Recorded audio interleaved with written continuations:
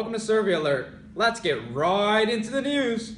In a recent survey conducted by Louise Arbour over the span of 3 months, we found out that our generation gives absolutely no except grade 12s about our schoolwork and our education.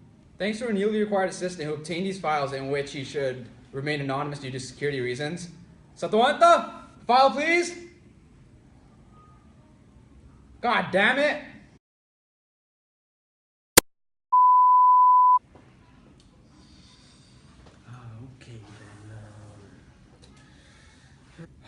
Alright, so sorry about that, guys. So let's get into it. It seems that our other anchor got a phone call and he'll be back with us shortly. So the reason this topic was observed was to see how students prioritize their schoolwork rather than stuff they do at home. It is to determine whether students procrastinate as much as we think or as much as other people think, such as our parents. It was originally hypothesized that if hours spent on other activities increased, then hours spent at home doing schoolwork would have decreased. It was also hypothesized that hobbies will have the largest impact on students when they're doing schoolwork at home. The number of hours students spend on schoolwork at home were tested. This is the dependent variable, versus the number of hours they spend on hobbies, work, extracurricular, sleeping, and other activities, which are the independent variables. In order to collect data on this topic, a survey was conducted with a sample size of 200 students, including all grades at Louise Arbour Secondary School. In order to fairly collect this data with no bias, the stratified sampling technique was used. This allowed each grade to be equally represented. The proportion of each grade to the entire population was calculated. The sources of data that were used to conduct this survey were only students from grade 9 to 12. Only a primary source of data was used. No secondary sources of data were used, which would not represent the whole students of Louise Arbour Secondary School. The parameters set for this survey were 200 students. The sample size did not exceed this, as that we found that a data collection of 200 students in our school will be sufficient enough to come to a conclusion whether students procrastinate as much as we believe. The control variable for the sample size was the maximum number of hours spent on all activities after. The data was only collected from what students did between 3 p.m. to 1 a.m. This gives them 10 hours. This variable was controlled as any number higher than it will consist of response bias. And now let's get into the cold hard facts with Harmon Gill. Harmon, we're live. Can you hear us? Harmon? Harmon? Sorry, I was, now that Roger is done with his history lesson, let me give you proof on why it was concluded that students just don't care and frankly don't give a flying about education. It was the hypothesized relationship in the topic proposal by the students. It was not approved by the data. It was hypothesized that hobbies would have a cause and effect relationship, where hobbies would increase, the time spent on schoolwork at home would decrease. It was hypothesized that there would be a moderate negative correlation between the two variables. However, after the data collection and analyzation, it was clearly, you can see on these graphs, that there is not a moderate negative correlation. There is actually a weak positive correlation between the two variables of hobbies and schoolwork. And this shows that the hypothesis was incorrect, and also, since it's a weak positive relationship, it shows that the cause and effect is actually presumed relationship between the two variables and something a cause and effect. Therefore, that was also wrong in the hypothesis. Alright, since I'm done here for now, let's go back to Carter. Back to you, Carter.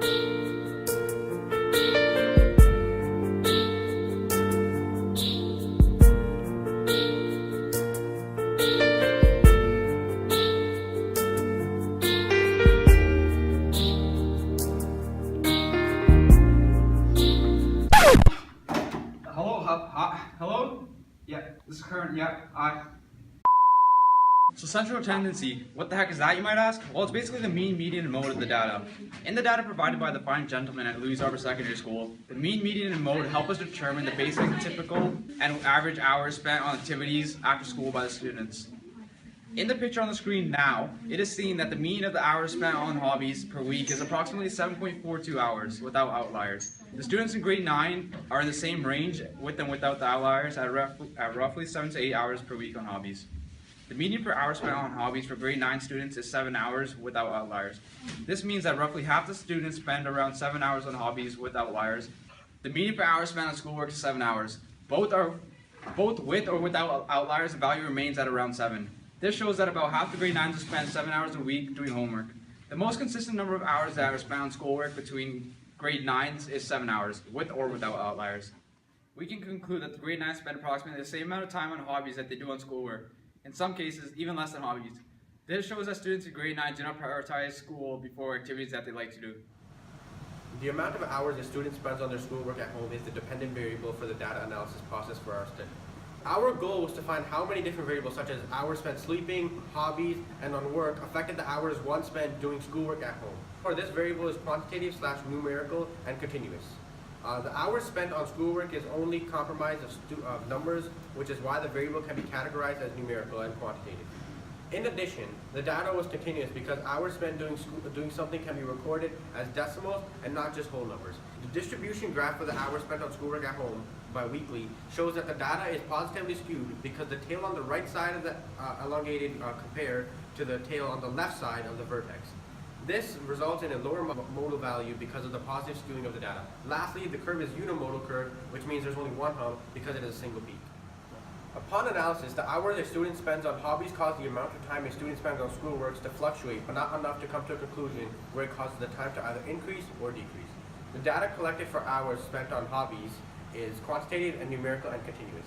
This is because it was recorded in hours, which are numbers that could also be in decimals, thus being continuous, just like our previous variable. The distribution graph on my side for the hours spent on hobbies per week shows that the curve is positively skewed because the tail on the right is stretched more than the tail on the left. This causes the modal value to decrease because of the positively skewed graph. Also, since there is only one peak, it is possible that this is a unimodal.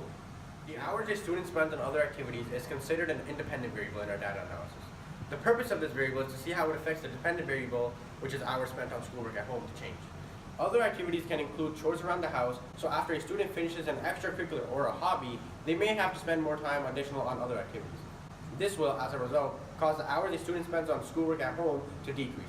Adding on, this variable is a quantitative / numerical because the data was recorded as numbers, specifically hours. This is also considered as a continuous variable since when recording hours, decimal numbers are allowed.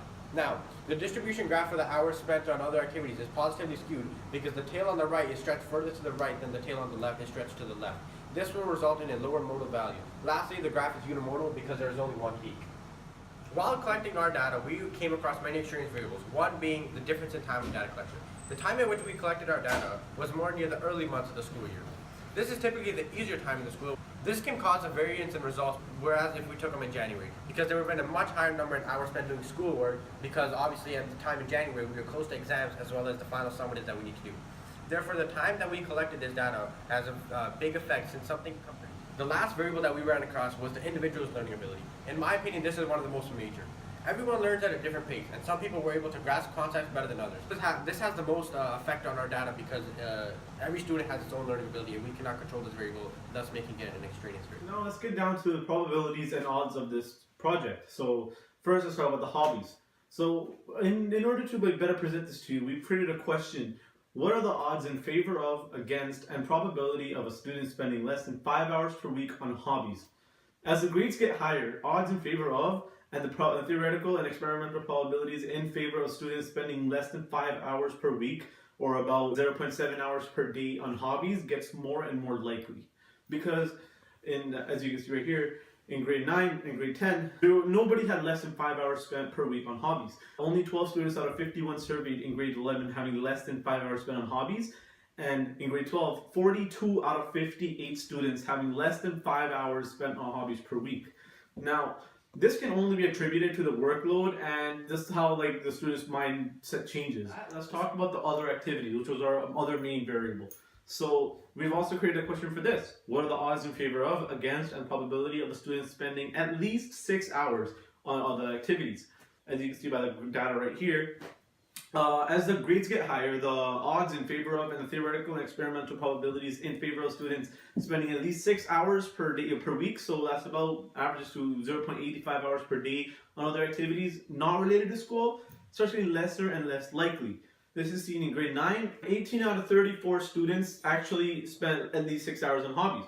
In grade 10, this number went to 38 out of 57. So that's an increase. However, when you compare to grade 11 and 12, in grade 11, 11 out of 51 students spent more than 6 hours. In grade 12, only 5 out of 58 students spent more than 6 hours on other activities. Now, that has a very large decrease from grade 10. basically kids want to like build up a portfolio for a university or college or whatever, and so instead of using their time just to waste on other activities, they're actually using their time on character and portfolio building activities. Schoolwork at home. So once again, we've created a question this time. So what are the odds in favor of, against, and probability of finding a student that spends less than 8 hours on schoolwork at home? The higher grade you're in, as seen by the data, the odds in favor of and the theoretical experimental probabilities in favor of any particular student spending less than 8 hours on schoolwork, it decreases.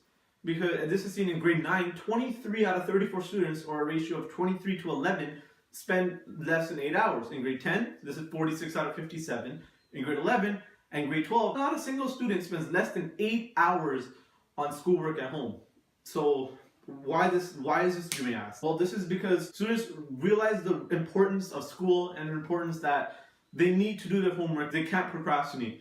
And this shows us that students should at least spending 1 hour per day on schoolwork at home. Welcome back, ladies and gentlemen. As you can see, we are live right now at Louis Arbor Secondary School to see how this data affects students firsthand. Well, let's kick it on to the other activities. Harvey, you got something to say? Yes. So, many students come home after school and relax on working after a hard day of work and other related stuff. By observing the data, it is seen that the variance was 6.13 without outliers. This led us to the standard deviation being 2.48 with a mean of 5.19 hours. Kick it off to you, Kurt. Well, the normal distribution curve has a unimodal shape that is slightly skewed positively. It is noticed that the values are somewhat aligned near the mean, leading to a lower spread of data values.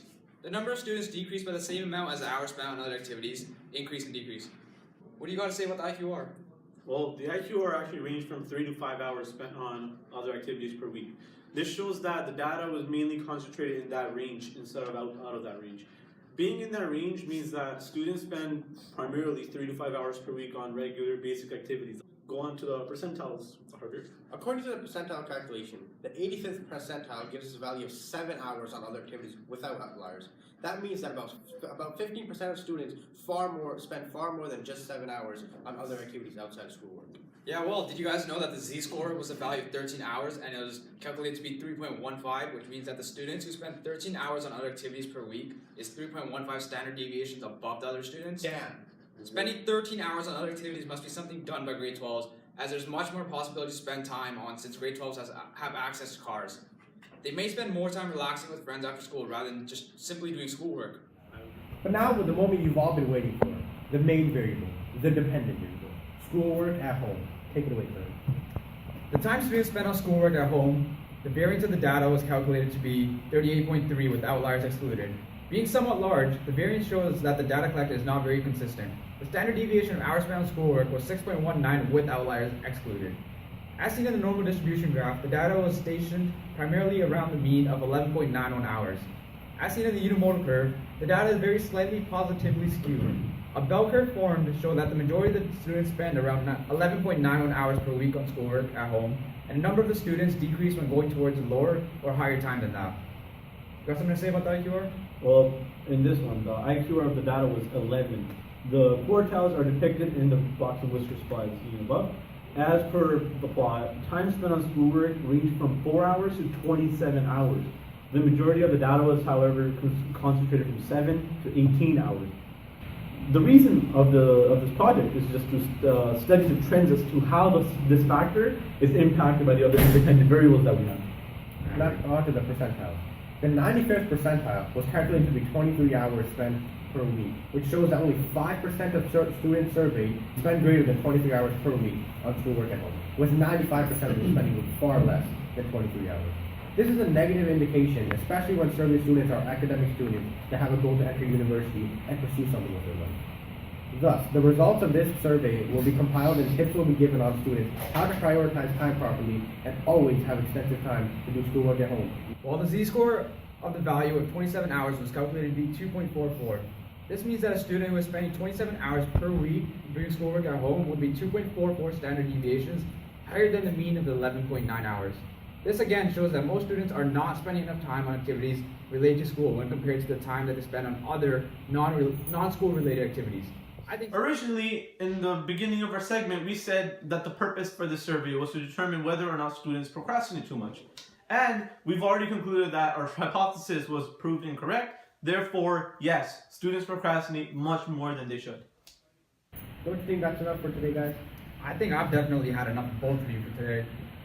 Basically, we're done here today. Tomorrow we'll meet you once again talking about Punjab election news 2017. Badal defend.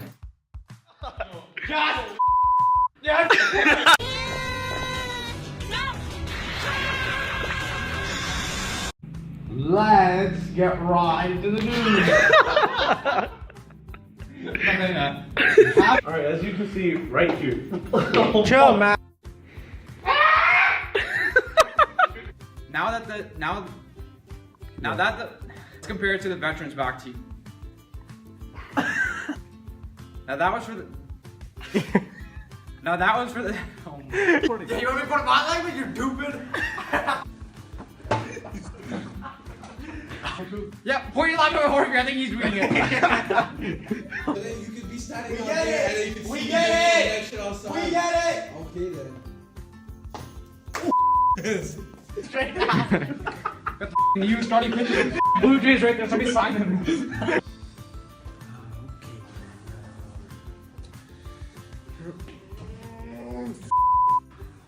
Doubt there. No, wait, no. What? What am I saying? No. You're actually doing really good right now. Get to sit down. Assistant who. Tap that. Modal curve, which is minimally negative. Which is a minimum. What the that? Can you record? They may spend more time relaxing with friends after school rather than just simply doing schoolwork. I remember that. I couldn't agree less. More.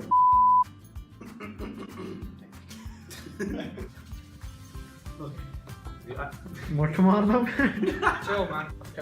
Blah blah blah blah blah blah blah. So here we are, back in the station. We're not about to get our crew ready. Swag dick after that. Bob Blue, headphones, everything. Swagger, Mode of the data in some middle school math. In the data provided by the fine gentleman at Louis Arbor Secondary School, the mean median mode helps us determine the basic meaning and the average. Seeing that the mean hours spent on Dog life.